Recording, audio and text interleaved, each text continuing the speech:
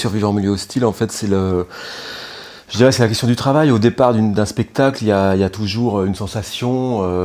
C'est finalement très associé pour moi à une sorte d'aventure finalement professionnelle. Après 20 ans d'intermittence, de vie d'artiste, etc., j'ai pris la direction du théâtre Jean Vilar à Bourgoin-Jallieu. Et puis là, je découvre une autre organisation du travail avec, comment dire, des séquences d'évaluation, des réunions d'équipe, etc., des choses que finalement on ignore un peu dans l'organisation de nos vies d'artistes dans le spectacle vivant. Et dans ces moments-là, il y a forcément des séquences un peu de surmenage, d'intense activité, etc. Et on se dit, mais comment on va éviter de faire naufrage, comment on va éviter d'être pris dans l'avalanche de tout ce qu'il y a à faire, etc.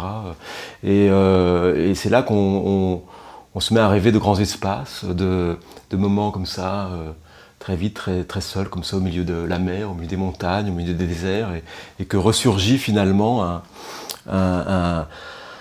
comment dire, une vieille idée d'il y a une vingtaine d'années où voilà, j'étais jeune à Paris et puis que je fréquentais assidûment le Vieux Campeur et que je me rêvais une sorte de héros des montagnes et des déserts et tout ça, des grands espaces, et que j'étais tombé sur ce livre qui s'appelait Survivre en milieu hostile, Survivre, comment vaincre en milieu hostile, qui est la Bible de tous les aventuriers en herbe, qui apprend à chacun d'entre nous comment en cas de naufrage survivre face à des requins, face à des serpents, des migales, etc. Enfin, c'est à la fois très drôle, puis à la fois très vrai, très juste. Enfin, c'est pas du tout du théâtre.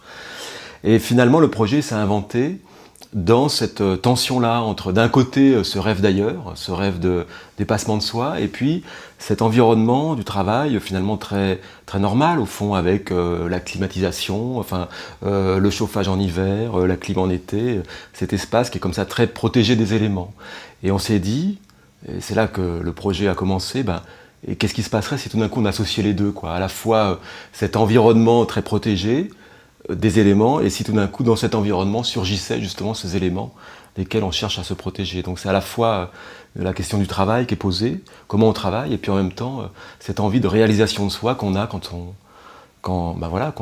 vit, quoi, tout simplement. Il y a 3 personnages, il y a un espace, c'est celui du bureau, en même temps il ne faut pas s'y enfermer dans cet espace, il faut qu'il soit poreux, donc c'est un peu comme finalement une tente de camping, cet espace il s'inscrit dans le réel, en même temps il se recompose, etc., au gré des situations. Une sorte de voyage, en fait, dans un tas de sensations. Au fond, c'est à la fois drôle, à la fois ça nous touche. C'est plutôt une comédie, je dirais, parce que il s'agit au final de conjurer ce cauchemar qu'on a tous au travail, des fois, de se dire, oh là là, on va perdre pied. Mais au final, pour que la conjuration soit réelle, il faut que de cette situation-là, on puisse en rire, un peu comme Charlie Chaplin dans les temps modernes, d'une certaine façon, quoi.